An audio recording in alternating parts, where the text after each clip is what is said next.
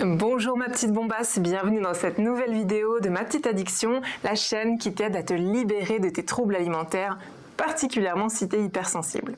Alors aujourd'hui je voudrais aborder le sujet, une question peut-être que tu peux te poser. Moi j'ai tout le temps faim, je mange toute la journée, est-ce que c'est de l'hyperphagie ?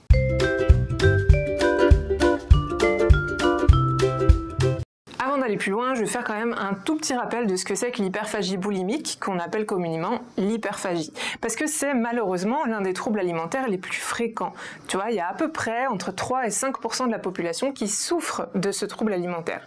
Aussi bien les hommes que les femmes d'ailleurs. L'hyperphagie est caractérisée par plein de trucs, mais deux principaux. Le premier, c'est une absorption de nourriture en grande quantité dans un temps qui est limité. Et la deuxième chose principale, c'est un sentiment de perte de contrôle à ce moment-là. Donc si ça t'est arrivé, tu vois, t'as l'impression peut-être pendant une crise que t'es plus toi-même, c'est plus toi qui es aux commandes, tu culpabilises, t'es comme dissocié, tu manges tout ce qui te tombe sous la main et tu comprends pas vraiment pourquoi. Il y a d'autres indices aussi concernant l'hyperphagie, ça peut être le fait de manger plus rapidement que la normale, et toi-même tu sais si tu manges rapidement ou pas, il y a de fortes chances si tu souffres de ça en tout cas. Autre chose, c'est de manger jusqu'à avoir mal au ventre. Peut-être bien que c'est quelque chose que tu connais aussi, malheureusement. On le sait, quand on dépasse ce que le corps a demandé, il est là, wow, excusez-moi, j'ai un petit peu trop de trucs à gérer là. Il va falloir faire de la place, et en attendant, c'est tout distendu au niveau de ta peau, c'est désagréable, la digestion se fait plus difficilement. Bref, ça peut être un des symptômes. Ça se caractérise aussi par le fait de manger sans avoir de sensation de faim. Tu vois, il y a plein de gens dans les suivis que je fais qui me disent « Oui, mais moi, j'ai besoin de remplir un vide, j'ai besoin de réconfort. » Ok, mais ça, si c'est pas de la faim, pourquoi c'est la nourriture qui répondrait à ce besoin, tu vois ? C'est une option parmi tant d'autres. Je suis pas sûre qu'elle marche vraiment d'ailleurs. Manger seul et en cachette, ça peut aussi faire partie des comportements que tu pourrais avoir si tu souffres d'hyperphagie. Et donc, dans ces cas-là, tu vas manger en cachette parce que tu as honte de la quantité que tu manges, de ce que tu manges, et peut-être aussi comment tu le manges. Parce que toi et moi, on va pas se bullshiter. Quand tu es en crise, si c'est ton cas, tu vas pas te faire un bon petit plat que tu mets devant toi pour le dégommer. Il y a des personnes qui le font en mangeant par terre devant leur frigo, qui mangent absolument tout et n'importe quoi en mélangeant tout, et ça peut développer un sentiment de honte. Autre chose qui peut poursuivre ce magnifique processus, c'est le fait de culpabiliser, de te sentir dégoûté de toi-même, de déprimer, de te sentir coupable. Et du coup, tout ce petit globi-boulga dégueulasse de sentiments négatifs, c'est ce qu'on appelle la crise d'hyperphagie. Et tu l'auras bien compris, tout ça renforce énormément la confiance en soi et ça permet juste de continuer à en faire, malheureusement. Mais alors, est-ce que toi, tu souffres d'hyperphagie ou de grignotage ? Bon, la première chose à se demander, c'est non pas savoir ce que tu manges, mais comment tu le manges. Parce que c'est possible que tu manges toute la journée, en effet, t'as raison, en petite quantité de nourriture à chaque prise alimentaire. Et par conséquent, t'as genre une sorte de rythme de hobbit en prise de nourriture, donc tu vas faire 5, 7 prises de nourriture dans la journée et ça te convient parfaitement. Parce que bien souvent, les gens qui fonctionnent comme ça, ces personnes, réguler leur faim spontanément. Pourquoi ? Parce que cette prise de nourriture, même si c'est 6 et pas 7, j'espère que tu comprendras mon jeu de mots. Cette prise de nourriture, elle est déclenchée tout simplement par la faim physique et elle s'arrête à satiété. Parce que ces personnes, elles sont connectées à leurs besoins corporels, elles savent répondre et respecter leur corps et en général, elles n'ont pas de soucis avec leur poids. Mais l'hyperphagie, par contre, a beaucoup plus de risques d'arriver si tu manges en accordant très peu d'importance à ce que tu mets dans ta bouche.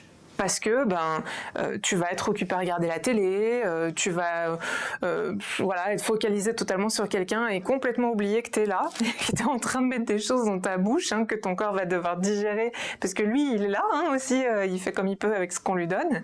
Et du coup, si t'es pas vraiment associé à ton corps et tes sensations de plaisir, parce que c'est censé être du plaisir ce moment-là, sinon pourquoi est-ce que tu chercherais de la nourriture, du plaisir, du réconfort, de l'apaisement ?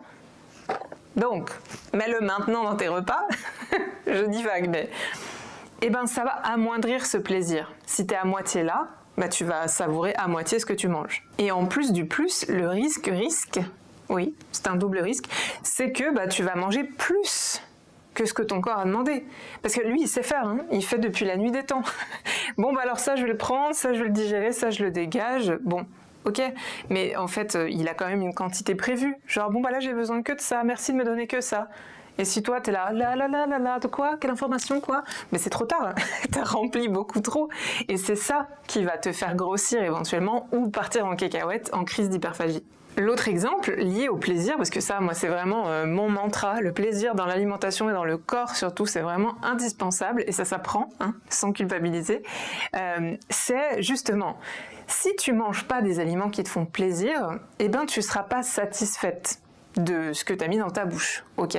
Et donc il y a des chances que tu manges après le repas parce que tu es en quête, en errance comme ça d'un truc. Il y a des gens qui peuvent pas finir un repas sans note sucrée, il y en a qui ont besoin à tout prix de ce truc en plus qui satisfait. Bon, je parle de sucre, mais ça peut être totalement autre chose hein, d'ailleurs. Alors que si d'emblée ces personnes elles s'autorisaient ce qu'elles ont vraiment envie de manger, genre un gros burger, et ben en fait il y a des chances qu'elles mangent moins que ce qui était prévu, parce que justement, elles vont être connectées à ce plaisir et à leur corps. Mais malheureusement, il y a beaucoup de personnes qui s'interdisent l'accès à certains aliments parce que soi-disant, ils font grossir, ils sont pas sains, j'adore faire les petites oreilles de lapin parce que ça m'agace ce genre de réflexion. C'est pas ta faute hein, si tu les as, je veux dire c'est un conditionnement, mais elles sont fausses, ces affirmations. Et donc, si tu te bases sur le dernier régime du magazine Jean Giacomo qui te dit « Ah, attention, il faut surtout manger des carottes à la vapeur sans sel et sans huile. Quel plaisir gustatif, c'est délicieux. » Et ben, en fait, il se passe quoi? Ça t'apporte peu de plaisir gustatif et toi, t'es persuadé que c'est comme ça que tu vas perdre du poids. Sauf que la vie, ça marche pas comme ça en fait. Il n'y a pas que ton corps est une machine, tu donnes, il gère. Ton corps, il est subtil, il y a plein de choses, il y a des émotions, il y a énormément de choses en plus. Et c'est pour ça que le plaisir est indispensable. Mais tout ça, évidemment, je peux pas passer 50 heures en vidéo, parce que clairement, je suis partie pour faire ça.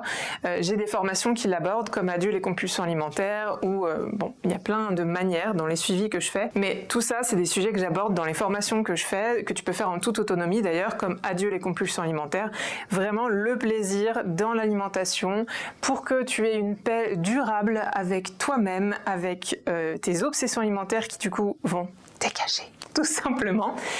Eh ben tu peux, je t'invite à aller faire un tour sur les formations. Mon conseil par rapport à ça, par rapport à l'hyperphagie et à la culpabilité, la honte, toutes les choses que je t'ai énumérées au début de la vidéo, c'est de remplacer ton vocabulaire.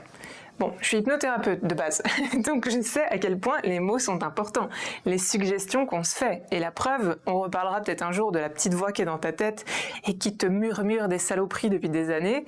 Tout ça, c'est des suggestions mentales, ok? Donc, influençons ces suggestions mentales. Et au lieu d'utiliser des mots comme repas, grignotage, crise, tout ce genre de trucs, tu vois, qui va normer, en fait, une prise alimentaire, bah justement, change ça, ces mots de vocabulaire, par prise de nourriture. C'est neutre. Et c'est moins culpabilisant. Parce que ça indique juste que t'as mangé. C'est tout. Sans règles.